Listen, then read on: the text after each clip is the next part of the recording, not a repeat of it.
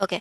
सो या रिकॉर्डिंग कर दी है स्टार्ट। अब स्टार्ट कर लेते हैं अगेन। डेटा सेट को हम ओपन कर लेते हैं। आप सबको पता है कि डेटा सेट किस तरीके से ओपन किया जाता है। हम लोगों को यहाँ से जाके लोड करना होता है और ये हमारा CSV लोड हो जाएगा। सही। हम लोगों ने रीड किया था, किस तरीके से हम डेटा को रीड कर सकते हैं, जल्दी से बताओ। pd.read हम्म। Underscore CSV। हम्म। आगे नेम, फिर वहाँ हमें बात बात कॉपी करना होगा। बात देंगे। एग्जैक्टली exactly, ठीक है। तो हम लोग इस तरीके से क्या कर लेंगे, अपने डेटा को रीड कर लेंगे। उसके बाद डेटा को कॉल करूंगी मैं, तो डेटा आपका इस तरीके से शो हो जाएगा आपको। सो सीरीज और डेटा फ्रेम में क्या फर्क है, कौन बताएगा जल्दी से। मैम सीरीज में बस एक ही रो, सॉरी एक ही कॉलम होता है। डेटा फ्रेम में हम्म। मल्टीपल कॉलम्स होते हैं। ओके। ठीक है। अच्छा मुझे ये बताओ, अगर मैं अपने डेटा के ऊपर ये इम्प्लीमेंट करूंगी तो मुझे आंसर क्या आएगा।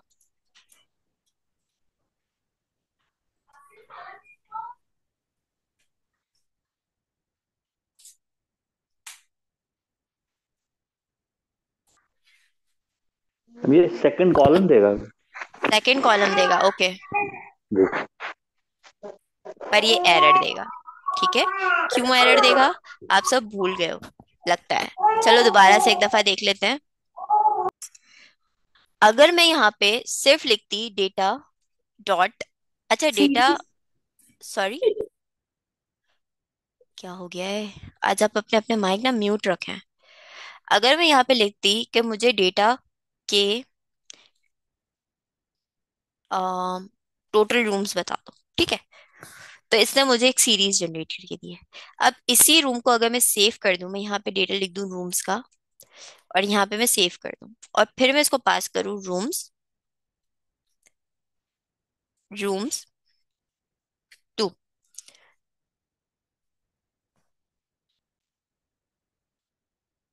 आज नेट पर चले।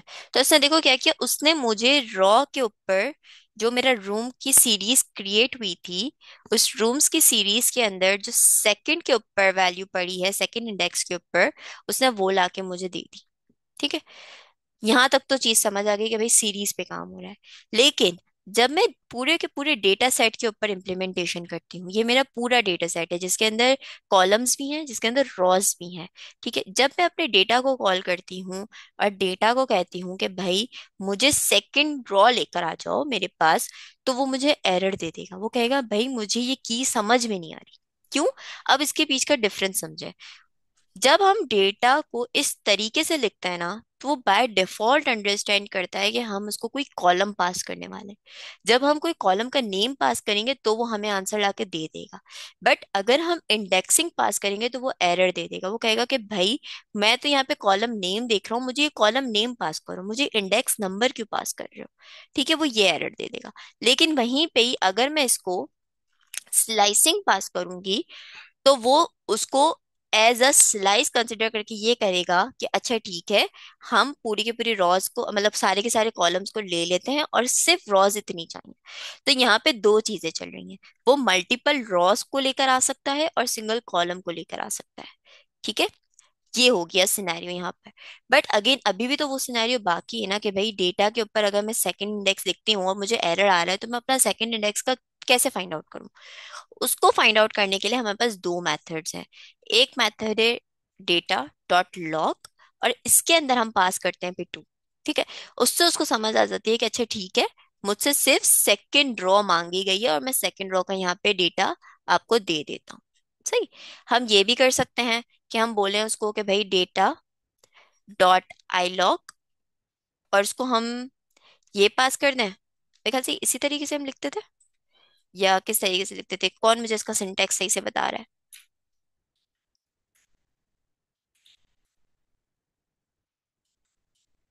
जल्दी कौन मुझे बता रहा है आई लॉग का सिंटैक्स। मतलब मुझे बस सिर्फ इतना कंफर्म करो कि ये मैंने सही लिखा है या गलत लिखा है सिंटैक्स।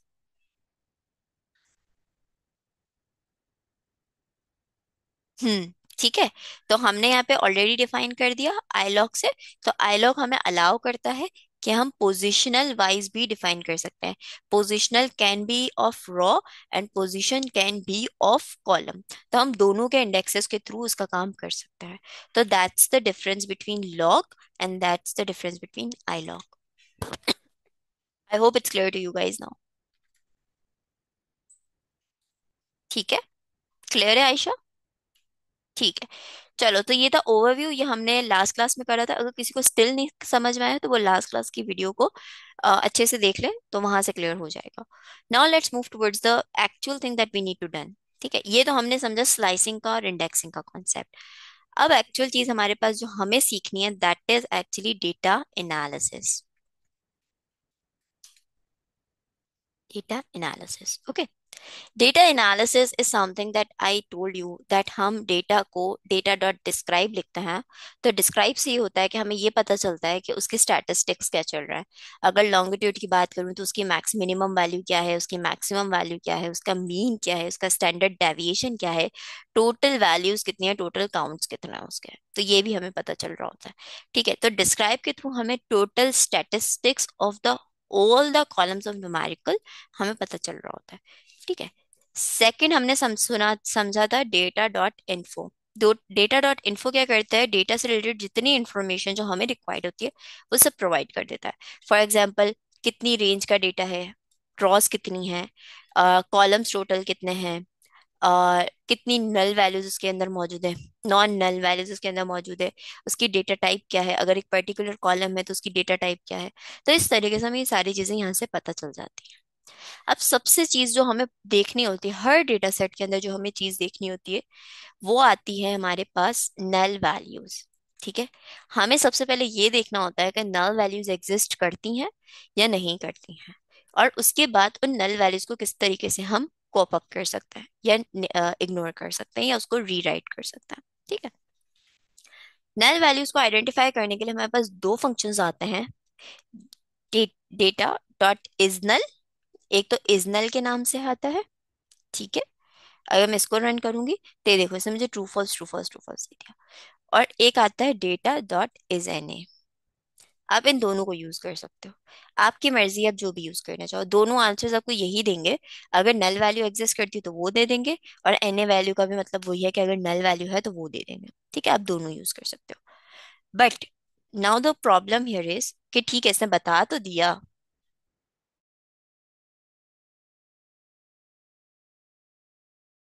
सॉरी, उसने बता तो दिया कि आपके पास नल वैल्यू में ट्रू है या फॉल्स है, ट्रू या फॉल्स, बट मैं इतनी सारी रॉस के अंदर कैसे देखूंगी कि वाकई में नल वैल्यू एग्जिस्ट करती है या नहीं करती है। ठीक है, this is the problem that we are facing here. तो उसका आसान सॉल्यूशन क्या हो सकता है, आप मुझे कोई बता सकता है लॉजिक कोई, कि भाई मैम मुझे ये करना चाहिए तो हमें पता चल जाएगा कि कितनी वैल्यूज एक्चुअली में नल है या नहीं है। कोई बता सकता है सबसे आसान हल आपके हिसाब से क्या होना चाहिए? प्रॉब्लम समझ में आई? डॉट काउंट, ओके, हम डॉट काउंट लगा सकते हैं। ठीक है, काउंट लगा के देख लेते हैं। इमरान साहब ने अच्छा बताया, देखें डॉट काउंट आ गया यहाँ पे।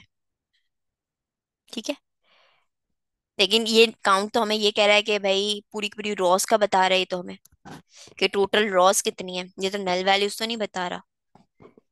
Check null and remove. Check null and remove मतलब पहले मैं चेक करूं कि नल वैल्यू एग्जिस्ट करती है नहीं करती, और फिर मैं रिमूव कर दूं, लाइक दैट। लेकिन उसके लिए भी तो मुझे पूरी का पूरा कोड लिखना पड़ेगा ना। ठीक है, देखो इसका सबसे आसान हल है, मैं सम लगा दूं। एग्जैक्टली exactly, इमरान साहब ने सही बोला, मैं सम लगा दूं।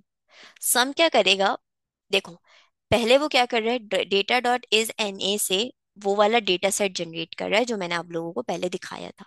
ठीक है, ये वाला डेटा सेट जनरेट कर रहा है।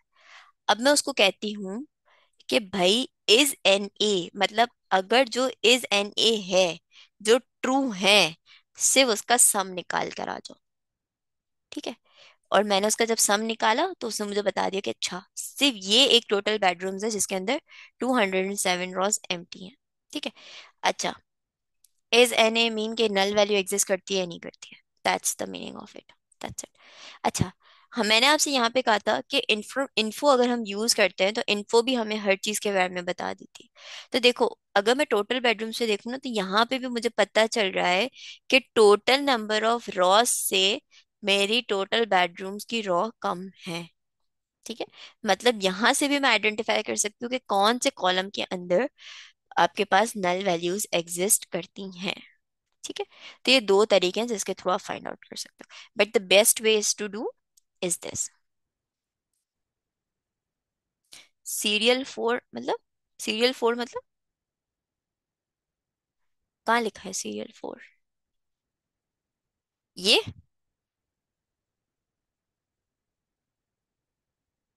जी, तो यही तो है टोटल बेडरूम्स। टोटल बेडरूम्स में नल वैल्यू एग्जिस्ट करती है ना, देखो यहाँ पे भी तो आ गया, टोटल बेडरूम्स में नल वैल्यू एग्जिस्ट करती है। ठीक है, ये इस वजह से आया है।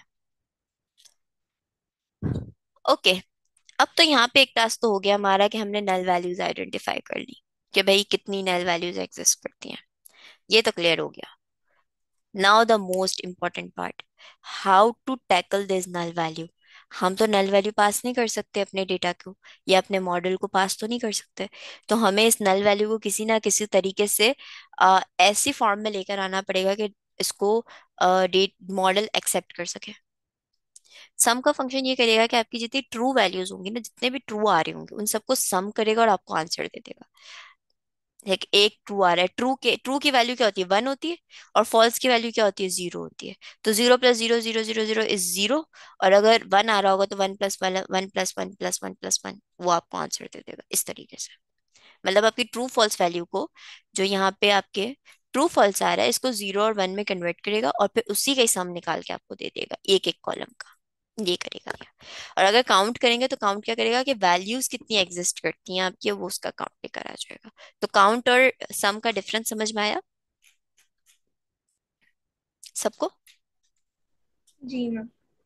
चलो, यहाँ तक किसी को कोई कंफ्यूजन तो नहीं है?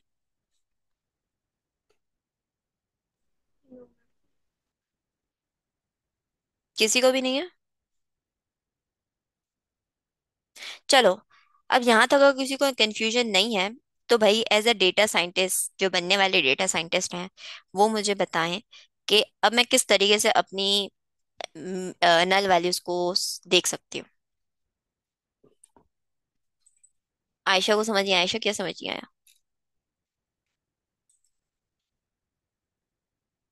वो मैम मैंने आपने पूछा ना कि अगर किसी को कोई प्रॉब्लम है तो उसका मैंने कहा नो।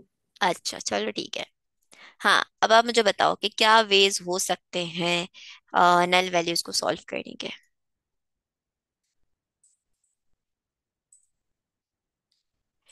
रिपीटेड वैल्यू से बेस्ट आंसर, या we have a repeated value solution. और सोचो सोचो, थोड़ा दिमाग लगाओ।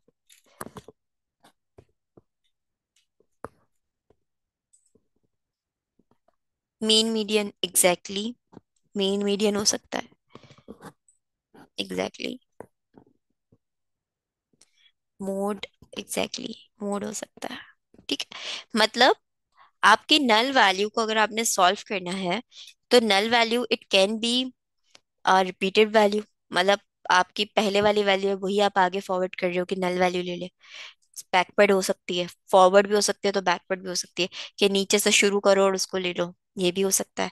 ठीक है, मीन भी आप ले सकते हो कि मीन वैल्यू से रिप्लेस कर दो। एग्जैक्टली, एवरेज वैल्यू, मीडियन ले लो, मोड ले लो। इवन के आप डायरेक्ट जीरो भी तो लिख सकते हो कि भाई एन है ना, एन पे तो कोई वैल्यू लाना है ना, तो वो जीरो भी तो लिख सकते हो। अच्छा, रिपीटेड वैल्यू कैसे? फॉर एग्जाम्पल आयशा, मैं आपके पास ये डेटा है, लेट सपोज की बात कर रही हूँ ताकि समझ में आए। फॉर एग्जाम्पल, आपके पास ये डेटा है, सही, ये डेटा आपके पास है, पर ये डेटा आपके पास नहीं है। लेट सपोज कि यहाँ पर एक एम्प्टी वैल्यू एग्जिस्ट करती है। तो रिपीटेड वैल्यू का मतलब है कि यही वैल्यू आप उठा के यहाँ डाल दो, तो वो रिपीटेड वैल्यू हो जाएगी। सही है, ये रिपीटेड होगी। तो इट कैन बी लाइक आप ये वाली वैल्यू उठा के यहाँ डाल दो तो ये फॉरवर्ड फिल हो गया। अगर आप नीचे से उठा के ऊपर डाले हो तो ये बैकवर्ड हो गया। तो this is how forward, and अगर आप यहाँ से यहाँ जा रहे हो तो बैकवर्ड। तो ये दो वेज होते हैं फिल के। ठीक है, backward fill and forward fill. दूसरी चीज, आप जीरो भी तो लिख सकते हो। हाँ, उसका भी एक फंक्शन है, मैं बता रही हूँ फंक्शन। आप जीरो भी तो लिख सकते हो कि भाई मुझे कोई वैल्यू नहीं चाहिए, अगर नल वैल्यू तो उसको जीरो कर दो, या अगर कैटेगोरिकल वैल्यू तो उसको अननोन कर दो। ठीक है।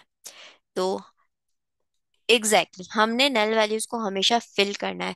कभी भी नल वैल्यूज आप मॉडल में पास नहीं कर सकते। अगर आप ऐसा करते हो तो आप अपने आपके मॉडल आपको पहले ही एरर दे देगा कि भाई मैं नल वैल्यूज को एक्सेप्ट नहीं कर सकता। वो एरर आपको रिटर्न कर देगा। So that's why we were seeing ना, हमें डेटा क्लीनिंग करनी है। ठीक है, तो डेटा क्लीनिंग ऐसे होती है, जो कि डेटा एनालिसिस का पार्ट भी होता है आपका। सही। So for this what we need to use, हमारे पास फंक्शन आता है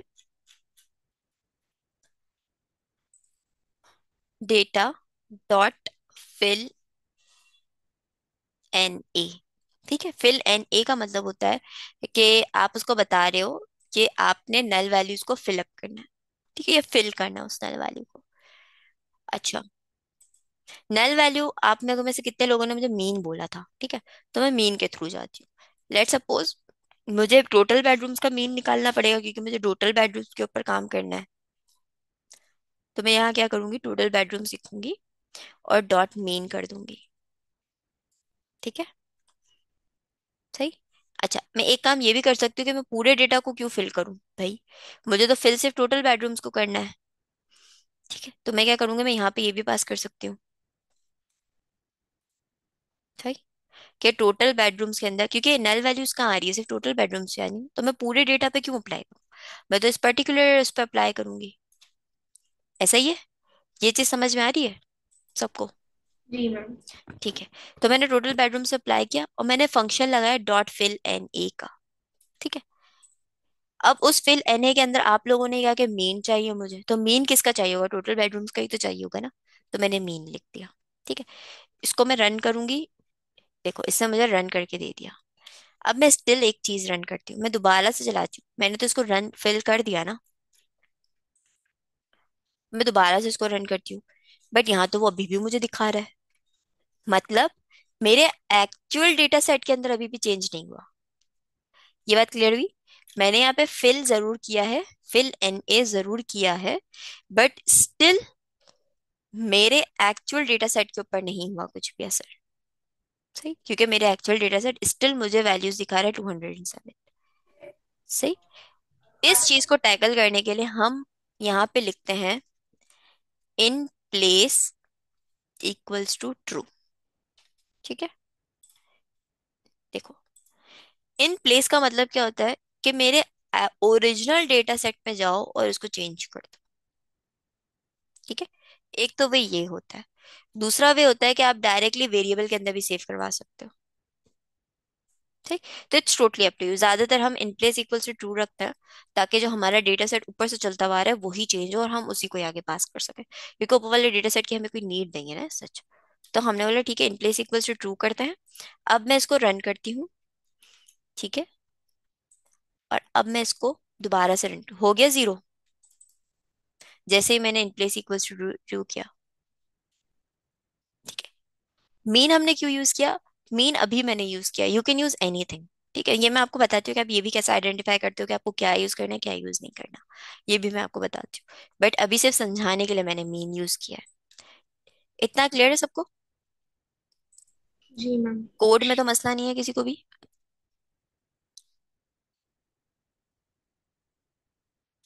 अच्छा, एक चीज मैं बताना भूल गया आप लोगों को।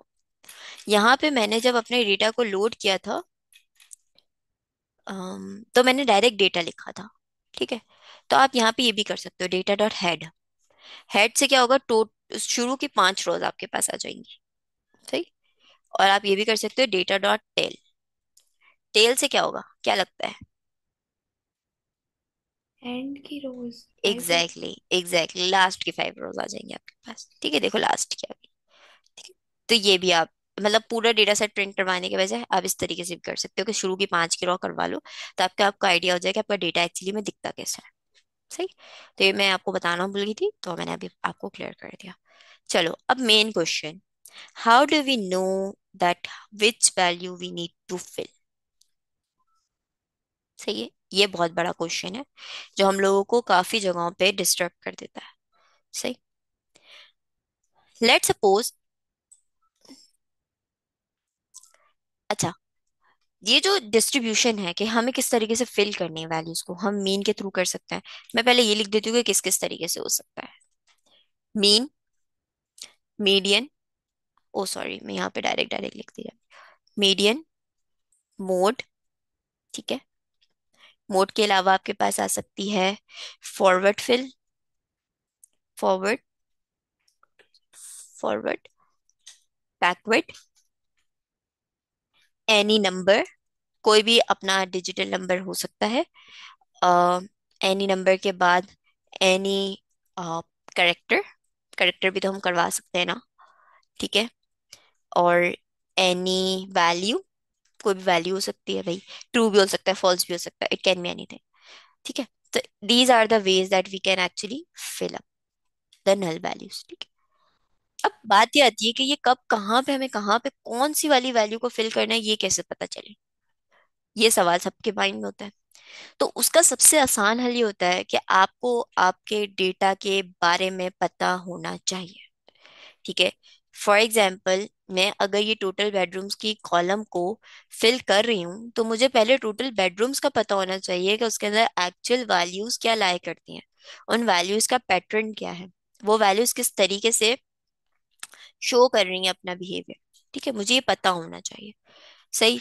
दूसरी चीज मुझे ये पता होना चाहिए कि अच्छा, अगर मेरी वैल्यू है तो वो क्या न्यूमेरिकल वैल्यू है या वो करेक्टर वैल्यू है, ठीक है। ये भी मुझे पता होना चाहिए, क्योंकि अगर मेरे पास करेक्टर वैल्यू है और उसके अंदर मैं न्यूमेरिकल वैल्यू लगा रही हूँ तो भाई मैं तो बहुत गलत हरकत कर रही हूँ, कोई तो मुझे डेटा साइंटिस्ट मानेगा ही नहीं जब मैं ऐसा करूंगी तो, सही। तो ये चीजें हमें पता होनी चाहिए। अब नाउ लेट सपोज मैंने आपको यहाँ पे, आयशा को जब मैं समझा रही थी, तो आप देखो यहाँ पे मैंने आपको समझाया था कि यहाँ पे अगर एक वैल्यू है, लेट सपोज यहाँ पे नल वैल्यू, और फिर यहाँ पे एक वैल्यू आ रही है, ठीक है। अब आप अपने डेटा का एक पैटर्न देख रहे हो कि कुछ वैल्यूज ऐसी हैं जो रिपीटिव वैल्यूज हैं, देख रहे हो पैटर्न, ठीक है। रिपीटिव वैल्यूज हैं, लाइक फॉर एग्जाम्पल अगर यहाँ पे 39.43 है तो यहाँ पे भी 39.43 है, सही। पैटर्न आपको समझ में आ रहा है सेम क्या? वैल्यू, बस जस्ट कुछ पॉइंट्स का फर्क है। एग्जैक्टली exactly, कुछ पॉइंट्स का फर्क है। सो यहाँ पे हम फॉरवर्ड और बैकवर्ड फील्ड यूज कर सकते हैं, ऐसा है, यस। कर सकते हैं, हम आराम से कर सकते हैं, कोई मसले वाली बात नहीं है, सही। दूसरी चीज, अगर आप ये वाला कॉलम देखो, हाउसिंग मीडियन एज, अच्छा यहाँ पे आपके पास आसानी क्या है कि उसने खुद बता दिया कि ये मीडियन वैल्यूज है। तो अगर इस कॉलम में कोई वैल्यू नल होती तो आप क्या लेते? मीडियन। एग्जैक्टली exactly, आप मीडियन लेते, ठीक है। दूसरी तरफ अगर आओ, पॉपुलेशन की तरफ, पॉपुलेशन का पैटर्न देख रहे हो कि पॉपुलेशन का पैटर्न सेम नहीं है, कहीं पे भी चेंज हो रहा है, कहीं हाई हो रहा है, कहीं लो हो रहा है, कहीं हाई हो रहा है, कहीं लो हो रहा है। तो यहां से आपको एक चीज पता चल रही है, अच्छा ठीक है, मेरा पैटर्न सेम नहीं है तो मैं एवरेज वैल्यू को कंसिडर कर सकती हूँ, हाई और लो पे जा रही है तो, ऐसा है, कर सकती हूँ मैं, जी मैम। ठीक है। तो इस सिनेरियो से क्या समझ में आ रहा है, इस सिनेरियो से ये समझ में आ रहा है कि आपने आपके डेटा को पहले चेक करना है, आपका डेटा बिहेवियर क्या दे रहा है आपको, उस बिहेवियर के बेसिक्स पे आपने अपनी वैल्यू को फिल करना है, सही है। आप ये कर सकते हो। दूसरी चीज, अब लेट सपोज ये तो हो गए न्यूमेरिकल, आ जाओ अब इस तरफ, ये क्या है,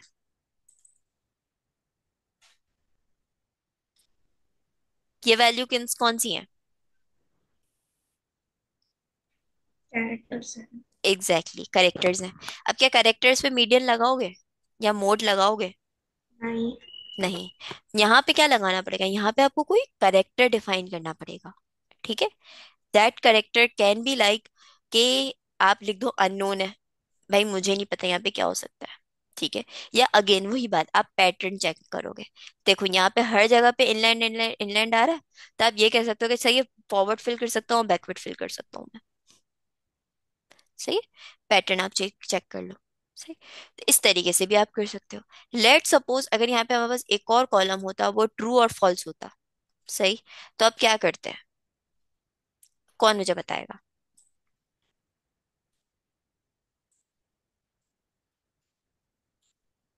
मैम वही, यानी तो फॉरवर्ड फिल या backward fill depending on the pattern.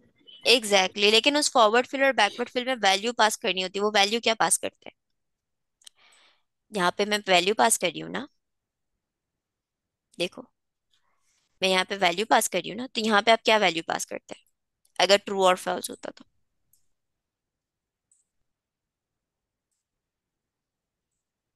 Most repeated, exactly. मतलब मीडियन मोड ले लेते आप, या आप ट्रू और फॉल्स जो भी आपके रिपीटेड होते वो ले लेते, उसका काउंट निकालते और पता चल जाता। सही। बट मैम एवरेज से भी आउटलायर भी चेक करना पड़ेगा। अच्छा, अच्छा आउटलायर का मैम, जो, जब हम मोस्ट रिपीटेड यूज करेंगे तो एक्सट्रीम वैल्यू ज्यादा हो जाएंगी, क्या ज्यादा हो जाएंगी, सॉरी? डाटा नॉर्मल नहीं रहेगा। हो सकता है डेटा नॉर्मल ना रहे, वो वैल्यू ज्यादा आ जाएगी, तो वो नेगेटिवली या पॉजिटिवली अच्छा, हो मोस्ट सकता है। रिपीटेडली अगर वैल्यूज है ना, तो मोस्ट रिपीटेडली जब वैल्यूज के हम देखो, फॉरवर्ड फिल और बैकवर्ड फिल का मतलब ही जी यही होता है कि मोस्ट रिपीटेटिव वैल्यूज आ रही, ठीक है। लेकिन उससे ये नहीं होता कि आपका डेटा खराब हो जाए। उसका डेटा आपके डेटा के पैटर्न पे डिपेंड करता है। अगर आपका पैटर्न ऐसा नहीं है कि आप रिपीटिव वैल्यूज को यूज कर सकते हो, और अगर आपने यूज किया है, तो ऑब्वियसली आपका डेटा की ओरिजिनलिटी को आप हिट कर रहे हो। सही है। वहां पे फिर हम इम्प्यूटेशंस का यूज करते हैं, ओके जहां पे आपको पैटर्न समझ में नहीं आ रहा होता, वहां पे फिर हम इम्प्यूटेशंस यूज करते हैं। इम्प्यूटेशंस का कॉन्सेप्ट पता है? जी। ठीक है, किसी को नहीं हम पता तो अभी मैं, याद नहीं बहुत। हाँ, जी स्टैटिस्टिक्स का कॉन्सेप्ट है इम्प्यूटेशन का। इम्प्यूटेशन का मतलब होता है कि आप वहां पे भी डिफाइन करते हो कि किस टाइप की इम्प्यूटेशन आपको करवानी है। वो क्या करता है, वो आपके डेटा को अंडरस्टैंड करता है, ठीक है, रिग्रेशन के थ्रू, आई थिंक, मुझे उसको इसका याद नहीं है, बट वो अंडरस्टैंड करता है। और फिर उसके बाद आपकी वैल्यूज जो नल वैल्यूज होती हैं, उनको अकॉर्डिंग टू द स्टैटिस्टिक्स उसको फिलअप करने की कोशिश करता है। तो इम्प्यूटेशन का वो कॉन्सेप्ट आता है। बट वो कॉन्सेप्ट वहां पे आता है जब आपके पास आपको डेटा का पैटर्न नहीं समझ में आ रहा होता, जहां आपको पता नहीं चल रहा होता है कि आपने कौन सी वैल्यू को फिल करना चाहिए, वहां पे ऐसा करना पड़ता है फिर हमें। इम्प्यूटेशंस के बारे में अगर आपको देखना है, नहीं नहीं नहीं नहीं, data will not be incorrect if the pattern of the data is something like a forward और बैकवर्ड फिल। डेटा इनकरेक्ट नहीं होता फिर, ठीक है। यहाँ पे भी बहुत सारी आपको दिमाग लगाना पड़ता है, तभी कहते हैं कि डेटा साइंटिस्ट वो होता है जो कि बहुत अच्छे से सोच के काम करे। इम्प्यूटेशंस का मतलब ये होता है, देखो, स्टैटिस्टिक्स अगर मैं आपको दिखाऊं, देखो, missing data with substituted values, see, ये मिसिंग डेटा पे ही काम कर रहा होता है। और ये बहुत बड़ी लॉजिक होती है इम्प्यूटेशन की। ये देखो, ये मल्टीपल, देखो, एक रिग्रेशन का पे है।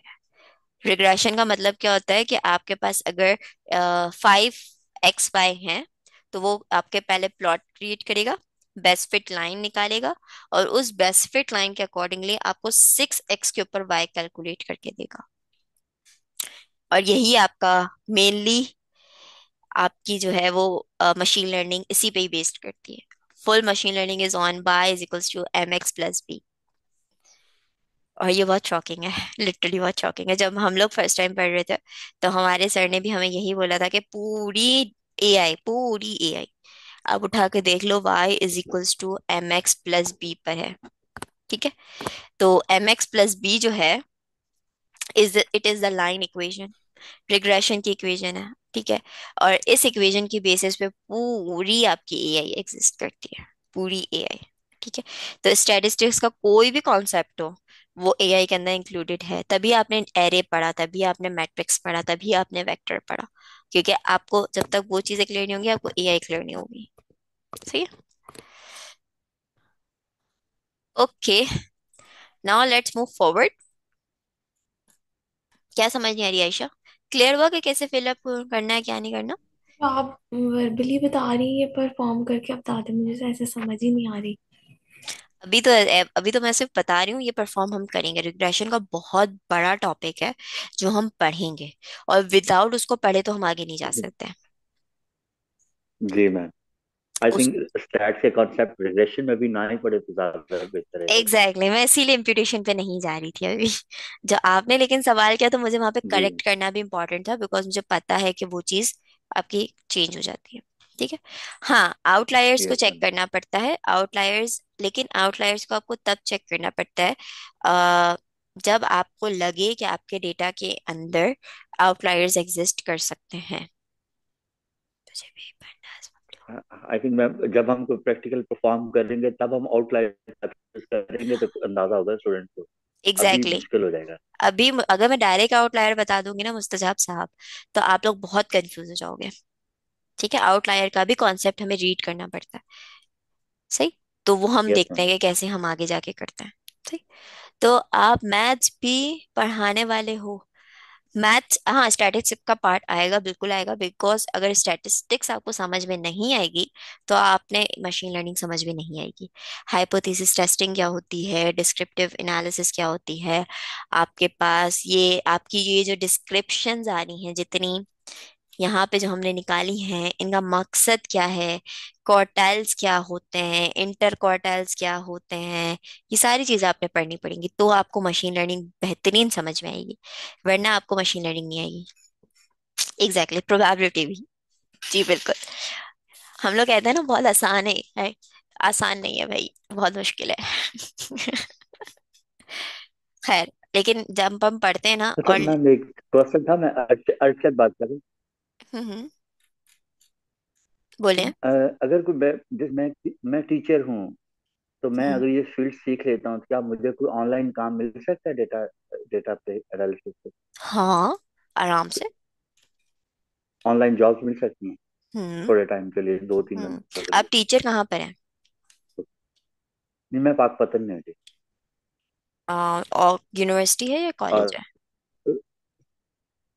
नहीं मैं वो स्कूल एजुकेशन डिपार्टमेंट में हूँ, सीनियर सब्जेक्ट स्पेशलिस्ट हूँ और सब्जेक्ट मेरा स्टैटिस्टिक्स है। अरे वाह, तो मतलब आप हमें स्टैटिस्टिक्स पढ़ा दें, आपसे अच्छी कौन पढ़ा सकता है हमें? बस कोशिश होगी, साथ साथ जो आपके क्वेश्चन हो वो करता जाऊँ। मैं पिछले 4 सालों से मैनेजमेंट में हूँ और फिर स्टूडेंट होते नहीं, फिर मैंने कहा चले मैनेजमेंट में चले जाते हैं। हम्म। तो बस तो क्या कोशिश करेंगे इंशाल्लाह, को साथ साथ डिस्कस होता जाए। बिल्कुल आप जरूर करिएगा। इवन मैं आई आई वुड रिकमेंड कि आप एजुकेशनल रिसर्च में कर लें। Educational research is the best thing. और अगर आप स्कूल के उसमें हैं तो आप स्कूल के अंदर भी कर सकते हैं। You can apply for the research also, you are directly connected with the education, तो आप इस रिसर्च पे भी जा सकते हो आराम से। तीसरी चीज़ के, हाँ, जॉब्स वगैरह भी मिल सकती हैं आपको, इंटर्नशिप्स वगैरह बहुत आराम से मिल सकती है, फ्रीलांसिंग आप आराम से कर सकते हो। तो ये सारी चीजें हो सकती है। और स्टैटिस्टिक्स अगर आपकी स्ट्रांग है, I would say to you that you should go तो फॉर द टाइम अल्हम्दुलिल्लाह। Series analysis. अल्हम्दुलिल्लाह। Time series analysis is the field जी जिसके अंदर जी स्टैटिस्टिक्स का स्ट्रांग होना पे इंतहा का इम्पोर्टेंट है। पे इंतहा का, अगर आपकी स्टैटिस्टिक्स स्ट्रांग नहीं जी। है तो आप टाइम उसमें सीरीज मोस्टली वो एनालिसिस नहीं हम कर वो सकते। अरिमा और आर्मा मॉडल यूज करते एग्जैक्टली हैं, वाग है और एग्जैक्टली, ओपन और वो डिक्शनरिटी है। पूरा स्टैटिस्टिक्स है। उसमें थ्योरेटिकली मैंने काफी पढ़ा हुआ है। मैंने पीएचडी का कोर्स वर्क भी मेरा कंप्लीट था, कॉम्प्रिहेंसिव भी, लेकिन वो अनलकीली अनलकीली बस वो थीसिस में दे सका जी। वो आपकी वो बहुत अच्छी फील्ड इकोनॉमिक्स और रहेगी। हमारा स्टैटिस्टिक्स हाँ, इकोनोमेट्रिक्स में, time economic series analysis analysis. हमारा इकोनोमेट्रिक्स हम में चले जाते हैं एग्जैक्टली। मोस्टली हमारे पास। जी। जी तो टाइम सीरीज एनालिसिस जी स्टूडेंट्स को नहीं पता, मैं बता देती हूँ। टाइम सीरीज एनालिसिस का मतलब होता है कि with the passage of time अब अपने डेटा को रीड करो, अंडरस्टैंड करो, प्रिडिक्ट करो। इसकी सबसे अच्छी एग्जांपल आपकी वेदर है। आपके वेदर की कैलकुलेशन आती है, अब आप अपने गूगल पे जाओ तो आपको कल के वेदर का जी पता मैम। होगा, वो परसों के सिग्नल वेदर का नेट पता का थोड़ा होगा। सा इशू आ रहा था, मैं जगह चेंज करता हूँ। सॉरी। तो आपके ये जो वेदर का प्रिडिक्शंस आप कर रहे होते हैं, this is actually your time series analysis के with the passage of the time आप अपने वेदर को डिफाइन कर रहे हो। सिमिलरली टेम्परेचर, जो वेदर से लिंक करता है कि टेम्परेचर आप डिफाइन कर रहे हो। Second is bitcoin, stock market. Stock market आपके with the passage of time, with the passage of date change होती है, डेट चेंज होते हैं, प्राइस में डिफरेंस आता है। तो कोई भी चीज जो टाइम से कनेक्टेड होती है, that is actually time series analysis. तो वो टाइम सीरीज एनालिसिस आ जाती है।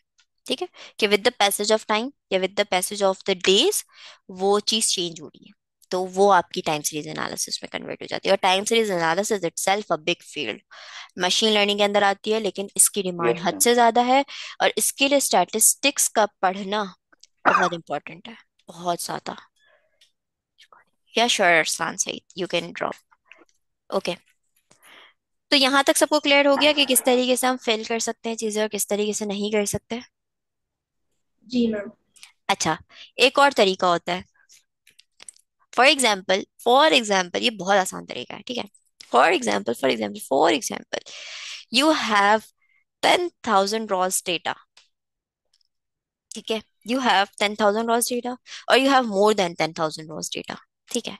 और उसके ऊपर आपको कोई बोले कि भाई टोटल बेडरूम्स की जो वैल्यू है वो आपके पास, अरे सम कहाँ गया, मैंने हटा दिया, 200, हाँ, इतनी वैल्यूज आपकी एम्प्टी है।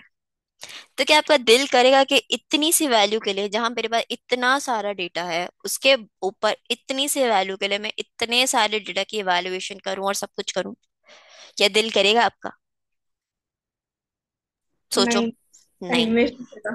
Exactly exactly. तो उसका सबसे आसान तरीका होता है that you can use data dot drop N A, that's it. मतलब हम उन वैल्यूज को ड्रॉप कर देंगे। पूरी की पूरी रॉ ड्रॉप हो जाएगी वो, ठीक है। वो ड्रॉ रो ही ड्रॉप हो जाएगी आपकी पूरी। तो अब मुझे बताओ, अगर मेरे पास 10,000 का डेटा है और मेरे पास 200 रॉज अगर ड्रॉप हो रही हैं तो क्या मेरे पास कोई मसला होगा मुझे? या नहीं लेट मैम। सपोज मेरे पास 50,000 का डेटा है और मैं 200 ड्रॉ वैल्यूज को ड्रॉप कर रही हूँ, तो क्या मेरा कोई नुकसान होगा? नहीं। नहीं। तो दिस इज द मैम वे। अगर 5% से कम है तो फिर हम उसको ड्रॉप कर दें, ड्रॉप कर सकते हैं। पांच एग्जैक्टली। परसेंट से कम हो आपका कैंडिडेट, हम्म। अगर वो 5 से ज्यादा तो फिर मुश्किल हो जाएगा, फिर डेटा में प्रॉब्लम आ हाँ, सकती ये है। है कि अगर और टेन वो थाउजेंड फाइव का परसेंट डेटा से है ज्यादा ही मिलेगी। और 1,000 का डेटा है और आप 1,000 डेटा को ड्रॉप कर रहे हो, तो आप बेवकूफ़ी कर रहे हो, ठीक है। आप बेवकूफ़ी कर रहे हो अगर यस आप मैम। 1,000 के डेटा को ड्रॉप कर रहे हो तो।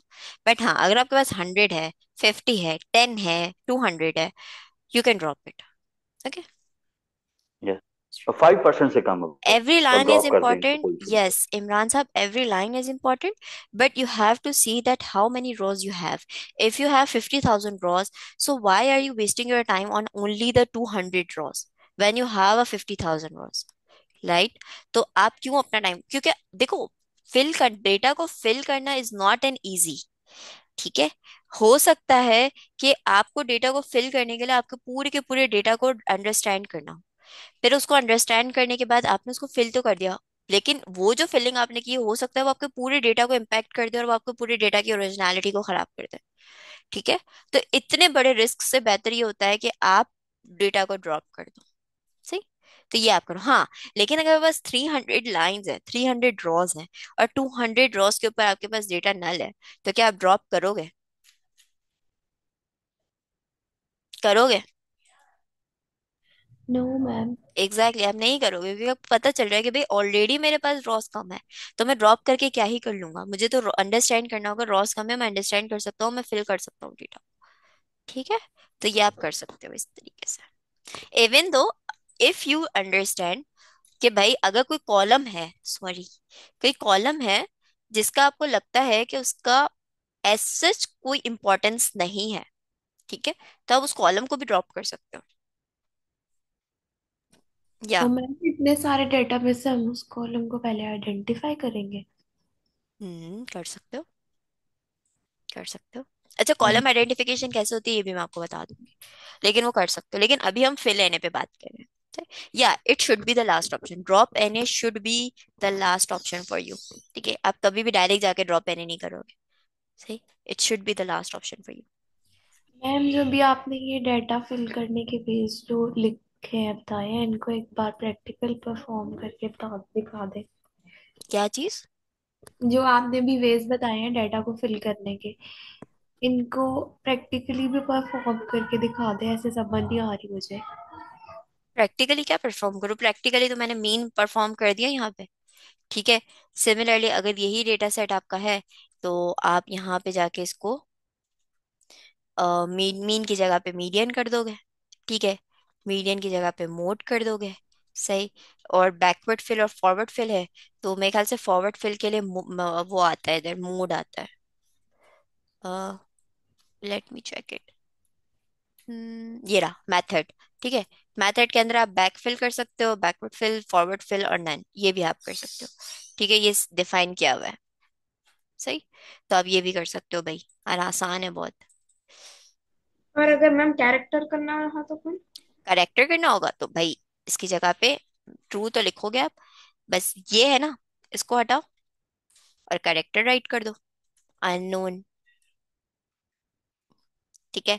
या मोड के अंदर आता है ना, मोस्ट रिपीटेड वैल्यूज, मोड होता है ना, भूल गई, ट्रू कर दो, फॉल्स कर दो, जीरो लिख दो, वैल्यू लिखनी है तो वन लिख दो।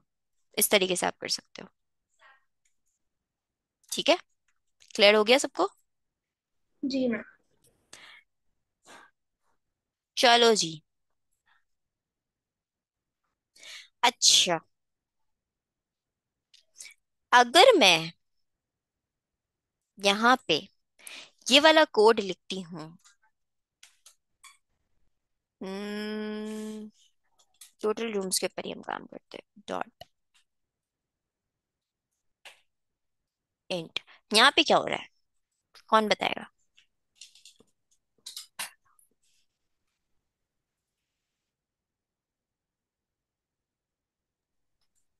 किसी को समझ आ रहा है?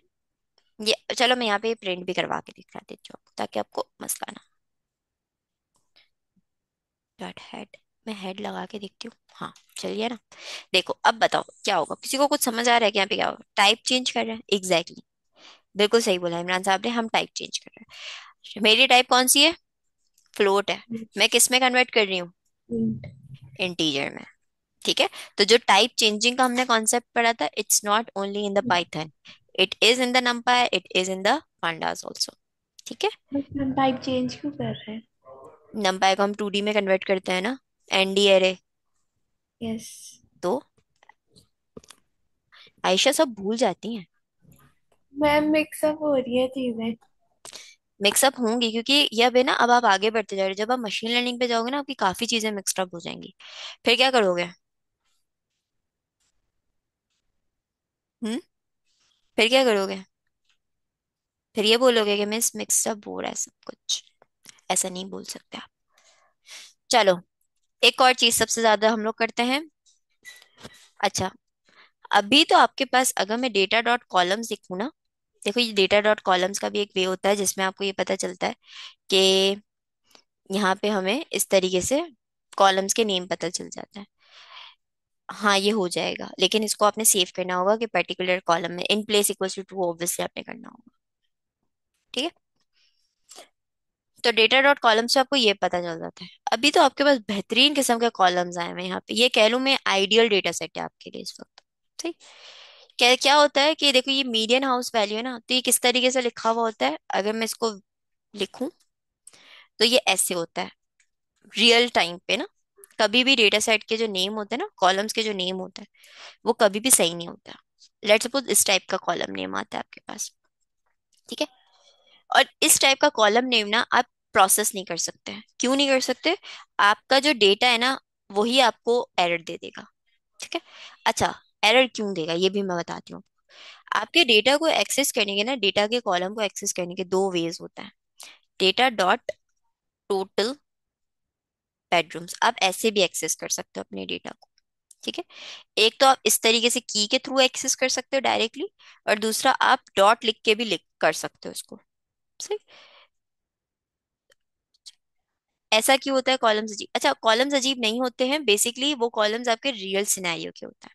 जब कॉलम्स आपके रियल सिनेरियो, जब आप सोचो ना, आप जब अपनी एक्सेल शीट बनाते हो, कभी भी आप अपने नेम को इस तरीके से डिफाइन करते हो? हमेशा जब भी नाम का कॉलम बनाते हो आप ऐसे डिफाइन करते हो। ठीक है। आप एक्सेल शीट पे ईमेल लिखना होता है तो आप ईमेल एड्रेस ऐसे लिखते हो। ये बाय डिफॉल्ट हमारी ह्यूमन नेचर है ना, हम ऐसे ही लिखते हैं। ऐसा है? जी मैम। ऐसा है ना। अब पता है क्या होगा, अगर मैं यही ईमेल एड्रेस आपके डेटा के अंदर लिखूंगी ना, ये एरर रिटर्न कर देगा। ये कहेगा भाई ये गैप क्यों आ रहा है, मैं ये गैप एक्सेप्ट नहीं कर सकता। सही है। तो इसी वजह से ये ह्यूमन नेचर है, हम लोगों ने इसको कन्वर्ट करना होगा इन द फॉर्म कि वो डेटा के फॉर्म में आ जाए। सही। ऐसा डेटा जिसको एक्सेस आराम से किया जा सकता हो। तो यहाँ पे अब आप देखो, अगर ये मेरे पास कॉलम्स है तो मुझे इनको कन्वर्ट करना इंपॉर्टेंट है। ऐसा है। फोन नंबर भी लिख दिया मैंने। ठीक है। तो अब इस टाइप के कॉलम को मुझे चेंज करना मेरे लिए इंपॉर्टेंट है। सही कह रही हूँ कि गलत कह रही हूँ? जी। सिनेरियो समझ में आया? जी। मैम ठीक है। दोबारा एक्सप्लेन कर दें। अच्छा देखो, फॉर एग्जाम्पल आयशा, आपके पास आप अ, आप ट्यूशन पढ़ाते हो? नो। नो, पढ़ाते नहीं पढ़ाते? अच्छा चलो, लेट सपोज आपके पास आपकी दोस्त का नंबर है और आपकी दोस्त का ईमेल एड्रेस है। ठीक है। आप एक्सेल शीट बना रहे हो जिसके अंदर आप अपनी हर एक दोस्त का नेम लिखते जा रहे हो, ईमेल एड्रेस और फोन नंबर लिखते जा रहे हो। सही है। अब आप क्या करते हो, आप जब भी एक्सेल शीट का हेडर बनाते हो तो आप इसी तरीके से हेडर बनाते हो, यस। ऐसे ही बनाते हो ना? बट क्या प्रॉब्लम है कि अगर मैं ये हेडर नेम अपने डेटा के पास पास करूंगी ना, तो देखो इसने मुझे यहीं पे एरर दे दिया। मतलब अब हम इस पे स्पेस देंगे। Exactly exactly. हमने उस पर क्या दिया हुआ है? स्पेस दिया हुआ है। स्पेस हम लोग एक्सेप्ट नहीं कर सकते।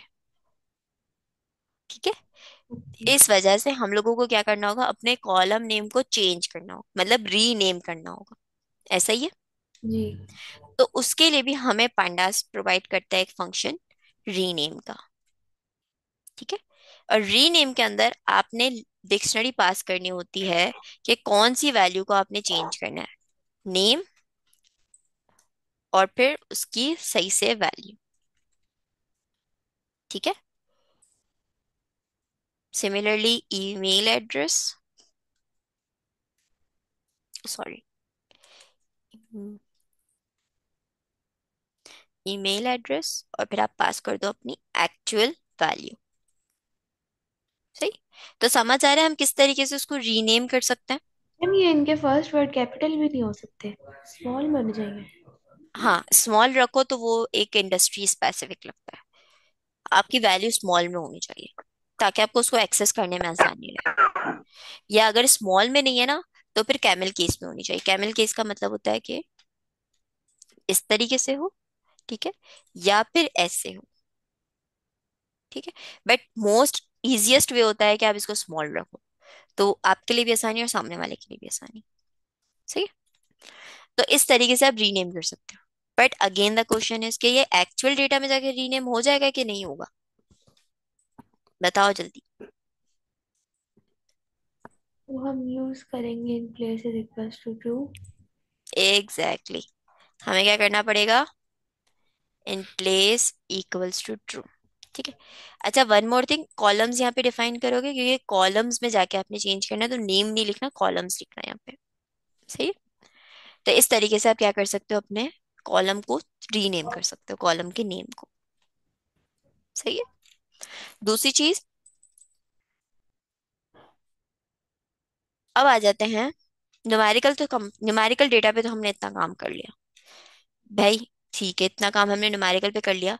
ये जो मेरा लास्ट वाला है कॉलम, इसके ऊपर कौन काम करेगा? है ना, क्योंकि ये तो कैटेगोरिकल डेटा है। कैटेगोरिकल डेटा को किस तरीके से हैंडल करेंगे हम? तो कैटेगोरिकल डेटा को हैंडल करने का सबसे अच्छा तरीका जो होता है ना, वो ये होता है कि आप डेटा लिखो, आप लिख दो डॉट वैल्यू काउंट्स। अब ये क्या करेगा, ये मैं आपको बताती हूँ। देखो, इसने क्या किया, आपको सबसे पहले यूनिक वैल्यूज निकाल कर दी कि भाई आपके इस कॉलम के अंदर यूनिक वैल्यूज कितनी एग्जिस्ट करती हैं। ठीक है। और उन यूनिक वैल्यूज का डेटा कितना एक्चुअली में अवेलेबल है आपका। फॉर एग्जाम्पल, इस यूनिक वैल्यू का डेटा ये इतना अवेलेबल है आपके, इतना काउंट है इस वैल्यू का। आयरलैंड का आप देखो, सिर्फ 5 डेटा अवेलेबल है, मतलब 5 रॉज हैं जिनके ऊपर आयरलैंड लिखा हुआ है। तो इससे क्या होता है, इससे आपको ये पता चल जाता है कि एक तो यूनिक वैल्यू कितनी है आपकी एक particular correct categorical data, categorical column के अंदर, और उसकी काउंट कितना है। सही।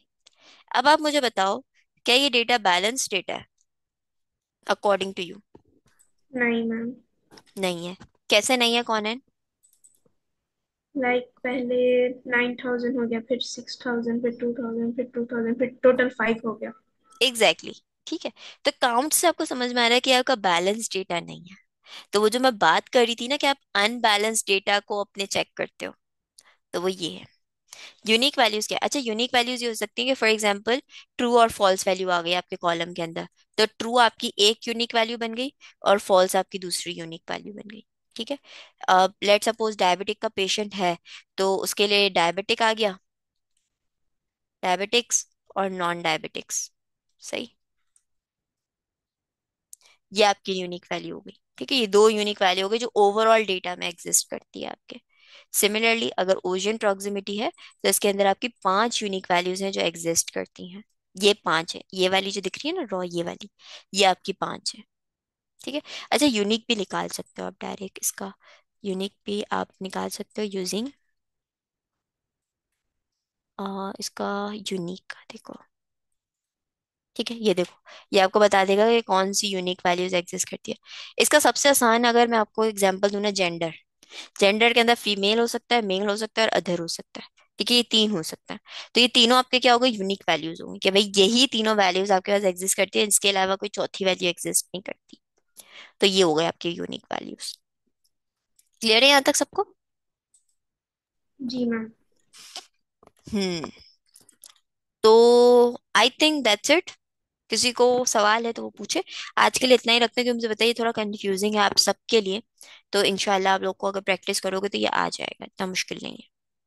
बट ये समझ में आएगा हम डेटा को क्लीन कैसे कर रहे हैं, डेटा को अंडरस्टैंड कैसे कर रहे हैं, डेटा को पढ़ कैसे रहे हैं। ये डेटा को पढ़ना ही हुआ ना कि भाई कितनी वैल्यूज एग्जिस्ट करती हैं। जी मैम। लास्ट को हैंडल नहीं किया मतलब, ये अच्छा, ये प्री प्रोसेसिंग में आता है। तो जब हम वो वाला पार्ट करेंगे ना, फीचर इंजीनियरिंग वाला, तो उसमें मैं आपको ये समझाऊंगी कि इसको कैसे हैंडल करते हैं अनबैलेंस डेटा को। उसकी भी अपनी टेक्निक्स होती हैं जिनके थ्रू हम अनबैलेंस डेटा को हैंडल कर सकते हैं। स्मूदी टेक्निक हो गई एक, स्मूदी। तो इसके थ्रू आपने अनबैलेंस डेटा, इम्बैलेंस क्लासिफिकेशंस को आराम कर सकते हो। ठीक है। अभी तो आपको ये भी पढ़ना है कि क्लासिफिकेशन क्या होता है, रिग्रेशन क्या होता है। ये सारी चीजें अभी आपने पढ़नी है, अभी तो आपने बहुत कुछ पढ़ना है। ठीक है। तो या दैट्स इट। अगर किसी का कोई सवाल है तो वो मुझसे सवाल करे, और अब हम थोड़ी प्रैक्टिस करते हैं। डेटा सेट करने की भी अच्छा मैम, की हम जॉब। इस कोर्स में हम्म।